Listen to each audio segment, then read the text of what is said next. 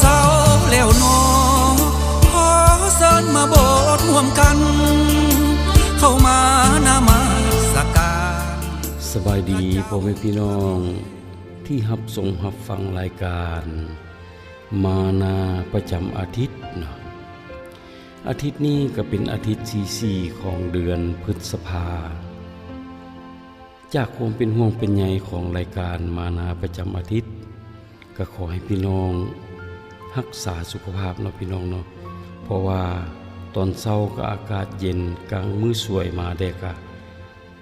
ดร้อนเนาะอากาศก็ร้อนเป็นพิเศษเนาะเดี๋ยวนี้ก็ได้ยินข่าวว่ามีโรคไข้หวัดออกมาอีกเนาะรักษายากมันจะเข้าไปหาปอดของพี่น้องเลยเนาะอันนี้ก็จงรักษาสุขภาพเนาะพี่น้องเนาะจะไปจะมาใส่กาอย่าลืมใส่หน้ากากเนาะก็ต้องใส่หน้ากากไว้ก่อนเนาะพี่น้องเนาะมื้อนี้ข้าน้อยก็มีพระคำสุภาษิตมาฝากพี่ฝากน้องคือเก่าเนาะมื้อนี้เฮามาศึกษาร่วมกันพระคำสุภาษิตบทที่23ข้อที่15ถึงข้อที่28เพิ่นได้ใส่หัวข้อว่าคำโอวาทของพ่อเนาะพระคำสุภาษิตบทที่23ข้อที่15ถึงข้อที่28เพิ่นได้เว้าว่าลูกเอ๋ยถ้าเจ้ากลายเป็นคนมีปัญญาพ่อจะมีความสุขที่สุดพ่อจะภาคภูมิใจเมื่อได้ยินลูกเว้าด้วยถ้อยคำที่มีปัญญาอย่าอิจฉาคนบาป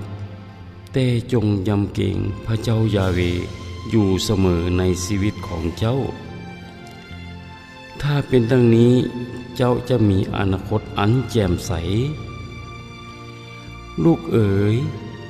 จงฟังเถิดจงมีปัญญาและคิดให้ดีๆถึงทางที่เจ้าดำเนินชีวิตอย่าห่วงสังสรรค์กับผู้ที่ดื่มเหล้านักหรือกินหลายโพดคนขี้เมาและคนขี้โลภจะกลายเป็นคนยากจนถ้าเจ้ามีแต่กินกับนอนโบดลเจ้าก็จะนุ่งทรงขาดจงฟังความที่พ่อเจ้าถ้าบ่มีเพิ่นเจ้าก็บ่มีชีวิตเมื่อแม่ของเจ้าเฒ่าแก่จงรู้จักบุญคุณของเพิ่นความจริงปัญญาการเรียนรู้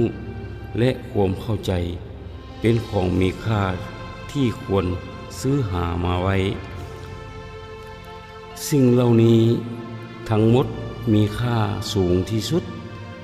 เกินกว่าที่เจ้าจะขายออกไปความสุขของพ่อแม่นคือมีลูกเป็นคนชอบธรรมเมื่อลูกมีปัญญาพ่อก็ภาคภูมิใจนำจงเฮ็ดให้พ่อแม่ภาคภูมิใจในตัวเจ้าและจงเฮ็ดให้แม่ของเจ้ามีความสุขลูกเอ๋ยขอใจของเจ้าให้เฮาท้อและจงให้ตาของเจ้าสังเกตเบิ่งแบบอย่างทั้งหลายของเฮาหญิงโสเภณีและหญิงผิดศีลธรรมนั้นเป็นบ่วงแห้วถึงแก่ความตายพวกเขาคอยท่าเจ้าดังขโมยและเฮ็ดให้สายหลายคนกลายเป็นผู้บ่สัตย์ซื่อพระคำสุภาษิตบทที่23ข้อ15ถึงข้อ28เพิ่นได้บอกว่าขอให้ลูกจงเป็นคนมีปัญญาจงแสวงหาปัญญาเพราะว่าปัญญาเป็นสิ่งที่ล้ำค่าหาสิ่งเปรียบเทียบบ่ได้ถ้าเฮามีปัญญาเฮาก็จะเป็นคนชอบธรรมถ้าเฮามีปัญญานั้นจะพาให้เฮามีชีวิตที่แจ่มใสปัญญานั้นจะพาให้เฮารุ่งเรืองขอให้ทุกคนจงแสวงหาปัญญาจากองค์พระผู้เป็นเจ้าขอให้พี่น้องจงเข้ามาเรียนพระคำของพระเจ้า เพราะว่าพระคำของพระเจ้าเพิ่นได้บอกสอนแต่สิ่งที่ดีๆเพิ่นสอนให้เราเป็นคนชอบธรรมสอนให้เรารู้จักความชั่วและความดีอยู่ในปึ้มพระคัมภีร์เพิ่นได้พิมพ์ออกมา 1,800 ภาษาเนาะมีทุกชาติทุกภาษาทุกชนเผ่าทุกภาษา 1,800 ภาษาพี่น้องเพราะว่าพระคำของพระเจ้าพระคำเป็นพระคำที่ศักดิ์สิทธิ์ถ้าเราอ่านถ้าเราปฏิบัติเราจะเป็นคนชอบธรรมเราจะเป็นผู้ที่รู้ความผิดความบาปเราจะรู้สิ่งใดที่ถูกต้องสิ่งใดที่บ่ถูกต้องขอพี่น้องจงแสวงหาปัญญาจากองค์พระผู้เป็นเจ้าถ้าพี่น้องเห็นโบสถ์อยู่ไกลข้างบ้านของพี่น้องขอพี่น้องจงเข้าไปลองศึกษาพระคำของพระเจ้าลองไปอ่านพระคำของพระเจ้าแล้วพี่น้องจะเข้าใจว่าสิ่งใดถูกต้อง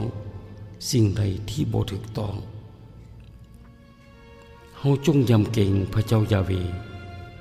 ถ้าเฮายำเกรงพระเจ้ายาเวห์แล้วเฮาจะบ่หลงทาง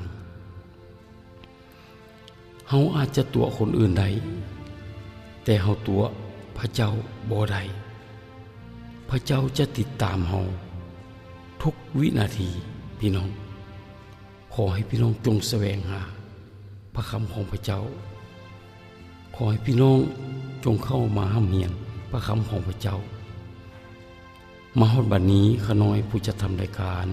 ก็จะนำพารายการนี้อำลาจากพ่อแม่พี่น้องไปก่อนอาทิตย์หน้าเราก็มาพบกันอีกในรายการมานาประจำอาทิตย์ขอให้พี่น้องจงได้รับพระพรจากองค์พระผู้เป็นเจ้าเนาะเอเมน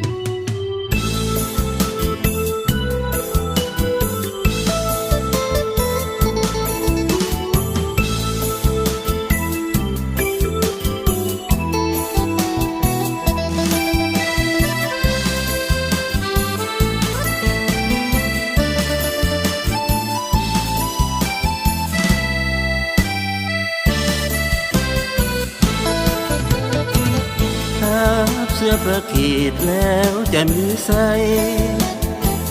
ถ้าฝืนต่อไปจะเสียใจ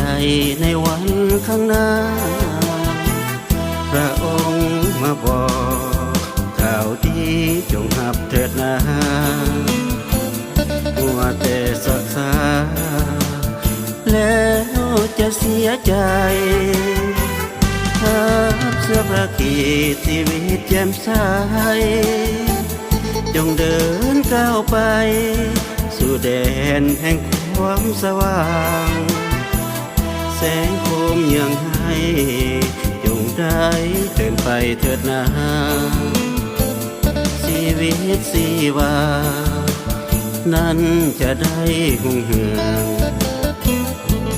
องค์พระคริสต์ทั้งเป็นมิตรสหายท่านได้ทอมใจอยู่นำมนุษย์ด้วยกันพระองค์หาเขายิ่งได้สละสิวาท่านยังเมตตามนุษย์เหมือนกันทุกคนรับเสื้อประขีดชีวิตสมปองเชิญชวนพี่น้องของเฮาเข้ามาร่วมกันนมัสการสรรเสริญพระผู้เป็นเจ้าพระองค์สร้างเฮาควรนับถือพระองค์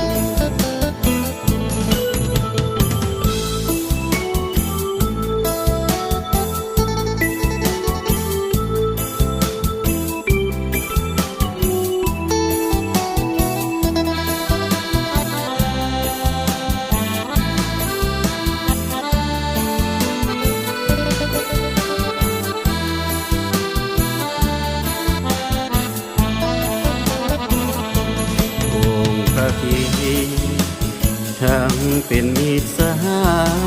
ยท่านได้ทอมใจ อยู่นำมนุษย์ด้วยกัน พระองค์หาเรายิ่งได้สละสิวาท่านยังเมตตามนุษย์เหมือนกันทุกคนรับเสื้อพระขีดชีวิตสมปองเชิญชวนพี่น้องของเฮาเข้ามาร่วมกันนมัสการสรรเสริญพระผู้เป็นเจ้าพระองค์สร้างเฮาควรนับถือพระองค์พระองค์สร้างเฮาควรนับถือพระองค์